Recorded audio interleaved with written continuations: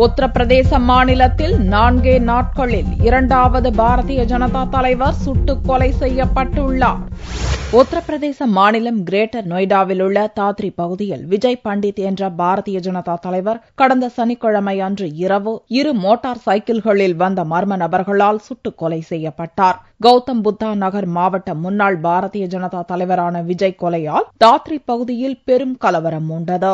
இக்கொலை வழக்கில் இதுவரை துப்பு துலங்காத நிலையில் செவ்வாயன்று மற்றொரு பாரதிய ஜனதா தலைவர் பட்டப்பகலில் சுட்டுக் கொல்லப்பட்டார். முசாஃபர் நகர் மாவட்டம் மிராப்பூர் பகுதி பாரதிய ஜனதா தலைவரான ஓம் வீரை மோட்டார் சைக்கிளில் வந்த 2 ஆசாமிகள் துப்பாக்கியால் சரமாரியாக சுட்டுவிட்டு தப்பிச் சென்றனர். இதில் இறந்த ஓம் வீரின் உடலை போலீசார் பரிசோதனைக்காக மருத்துவமனைக்கு அனுப்பியுள்ளனர். உத்தரப்பிரதேசத்தில் கற்பழிப்பு, கொலைகள் அதிக அளவில் நடப்பதால் சமாஜ்வாடி ஆட்சியை கலைக்க வேண்டும் என கோரிக்கைகள் வலுத்து வரும் நிலையில் சட்டம் ஒழுங்கை பேணி காப்பதற்காக மாவட்ட கலெக்டர்கள், உயர் போலீஸ் அதிகாரிகள் கூட்டத்தை செவ்வாயன்று தலைநகர் லக்னோவில் முதல்வர் அகிலேஷ் யாதவ் கூட்டினார். அந்த கூட்டம் நடந்து கொண்டிருந்த போதுதான் முசாஃபர் நகரில் பாரதிய ஜனதா பிரமுகர் ஓம்வீர் படுகொலை செய்யப்பட்டார். கடந்த ஆண்டு நடந்த மத கலவரத்தில் 60 பேர் பலியான நிலையில் ஓம்வீரின் கொலையால் முசாஃபர் நகர் மாவட்டத்தில் மீண்டும் பதற்றம் தோற்றிக் கொண்டுள்ளது.